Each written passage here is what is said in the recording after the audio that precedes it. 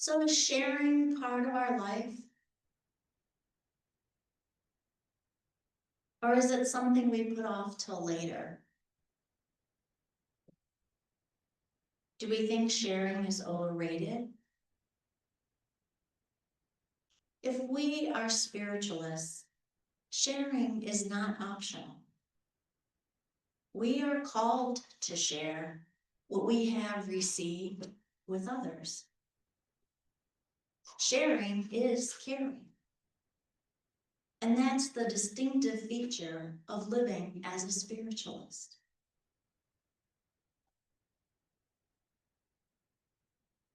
If we've gotten anything about coming to a spiritualist service, it's really the love we feel while being within this community. If being in this spiritual community means anything, it proves we care. We have a heart.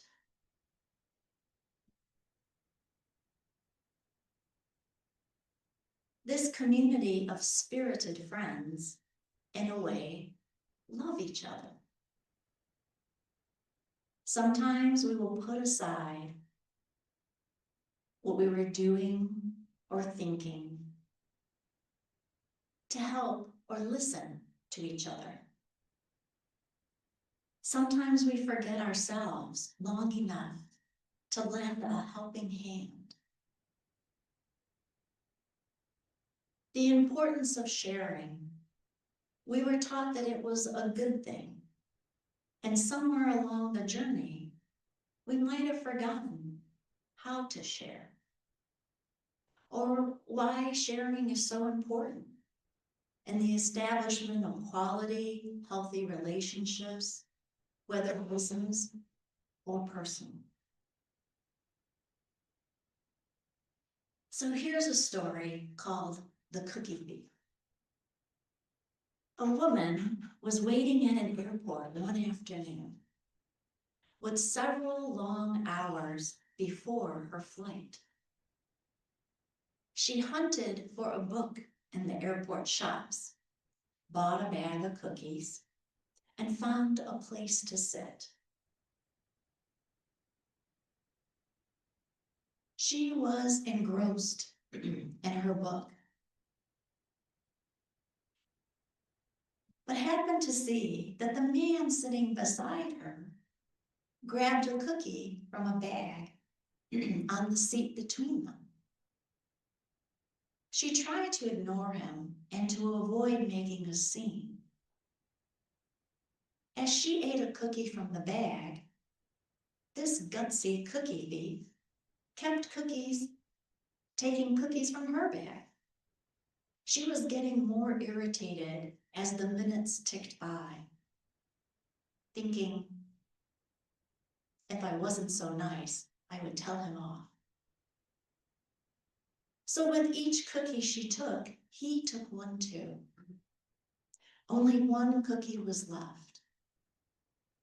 She wondered what he would do. With a smile on his face, he took the last cookie, broke it in half. He offered her half, and as he ate the other half, she snatched it from him. She thought, this guy has some nerve, and he's also rude. He didn't even show any gratitude. She was so upset. And then she was relieved to hear her flight was starting to board. She gathered her belongings, headed to the gate, refusing to look back at the cookie thief. She boarded the plane and sat in her seat. She then pulled out her book to continue reading. As she reached into her purse, she gasped with surprise. There was her bag of cookies. She thought in despair, if my cookies are here, the other bag was his, and he was sharing his cookies. It was too late to apologize. She realized with grief that she was the rude one, the ingrate, the thief. It'll be like that. How often have we been absolutely convinced of something only to find out later that we were mistaken? Perhaps we were certain we put our keys on the table at home, asking the people we live with if they moved our keys, only to find them in our coat. Or we were convinced we failed a written driving test, but ending up passing the test. Most of us have a tendency to err on the side of pessimism, justifying this by claiming it is more realistic and saying that we don't want to get our hopes up and be disappointed. Unfortunately, we really don't do any favors for ourselves by doing this. Think about it. Why would we want to bet against ourselves? Does being pessimistic make us more determined, focused? And does it lead to a more dynamic life? Yeah, not so much. Self-confident individuals make us more determined, focused, and persistent. And how persistent or confident are we likely to be if we're pessimistic about the possibilities available to us? So the moral of the story is, don't jump to conclusions about what we believe is impossible for ourselves. And of course, don't be a cookie thief. The best way to share requires these three things: speaking, listening, and collaborating. What are we sharing when we share? When we are talking with others, what are we sharing? Is there meaning and purpose in what we are saying? Perhaps we even go so far as only sharing what we perceive others want from us instead of what it is they are asking for.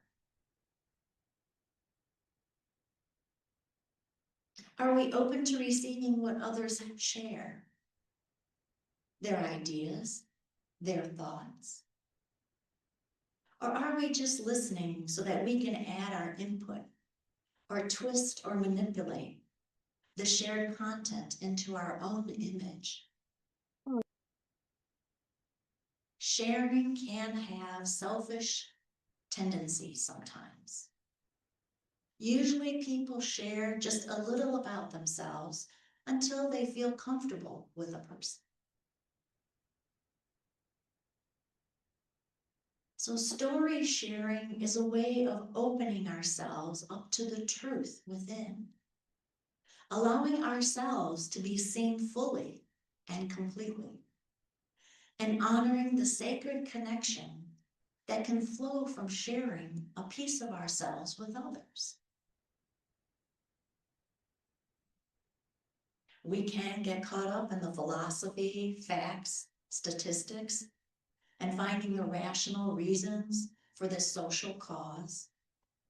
But when we really get down to it, the thing that moves us, the thing that calls us to action, is the thing that connects us in our stories. As spiritualists, we sometimes shy away from the stories of our religious journey. We might be haunted by the scars of a restrictive religion or having no religious foundation at all. We might be confused about our own evolving beliefs and struggle to find the words to describe our beliefs.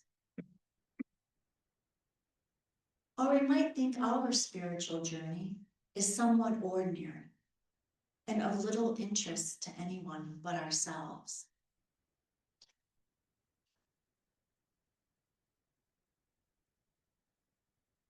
But with our congregation, it is important that we create the space for spiritual practice of story sharing in order to grow a stronger spiritualist community. With each story shared, we can begin to see each other, not just as another face in the crowd, but as a unique, complex person. We can see not just the quilted fabric of our congregation, but each individual thread that makes up that quilt.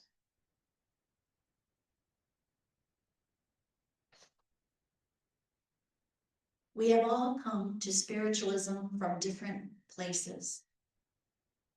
And though we share certain religious commonalities, we continue to walk on a multitude of spiritual paths. That is the beauty of spiritualism.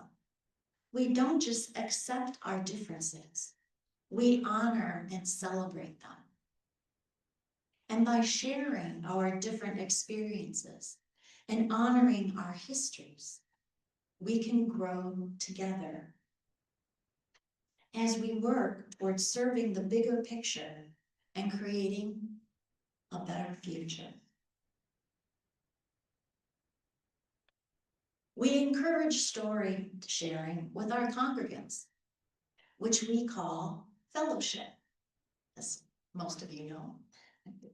We also empower our members to share their stories outside of the walls of this church. We give our members the tools to share their spiritualist story and other stories that are important to them. By doing so, we guide our members through a spiritual practice with the potential to bring freedom, connection, and hopefully a touch of spirit. So what we need is a little sharing and cooperation. This is not about morality or being good or doing good. This is how cooperation and partnerships can create an abundant and sustainable world for us all.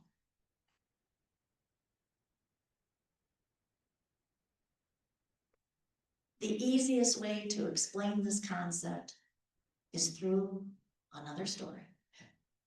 The story of a foreigner and his magical stone soup. There was once a traveler who went into a poor village. No one welcomed him. Everyone was saving what little food they had for themselves and their family. So the stranger told the villagers that he does not need anything from them, that he was going to make a stone soup and share it with everyone in the village. Everyone looked curiously at the traveler,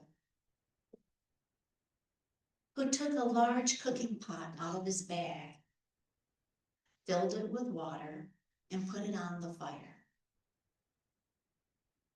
He then took a stone from his pocket and put it in the pot. The villagers, hearing that someone was making a soup for them, started assembling around the traveler. The traveler stirred the stone in the pot and said out loud, "This is going to be a tasty soup. But of course, it would be better with some carrots." A villager approached hesitantly and added a couple of carrots to the pot. Then the traveler said, "What a yummy soup! But it would be even tastier if we had some meat and some potatoes." Soon, someone showed up with a few potatoes and another person with a piece of meat. Then the traveler yelled, "I can't wait to share this with the group. It's so good, this soup. But we all know it would taste a little better with some mushrooms." And in no time, the soup with a variety of nutritious ingredients was ready. A wonderful, fulfilling meal for everyone to share. So the whole village got to have this tasty soup. The key takeaway from this story is that it's important that we fully grasp the concept that our life is interconnected with the life of everyone around us. We will not thrive if we isolate ourselves. Our survival and the survival of those around us depend upon each other. Creating a vibrant life for everyone requires at least the basic level of generosity, partnership, and cooperation. Sharing is not an option in spiritualism. It is our way of life. We need to forget the world's selfish ways and reach out to others. Sharing does not only bless those who are on the receiving end, sharing blesses the giver too. And we don't need to be rich to give. We can give our time, our wisdom, and especially our compassion to others. Think about how spiritualism has touched our lives. By being a spiritualist, how have we touched the lives of others for the good? Sharing is caring. The practice of storytelling, sharing, or fellowship in our congregation benefits us all. It benefits the listeners by reminding us of our diverse histories and the uniqueness of each person's beliefs. It benefits the storytellers by providing self-discovery and affirmation. And it benefits the congregation as a whole by supporting at least two of our principles: the search for truth and the encouragement of an individual's spiritual growth. So we look forward to talking to everyone downstairs during fellowship. So I hope to see everybody there. Amen.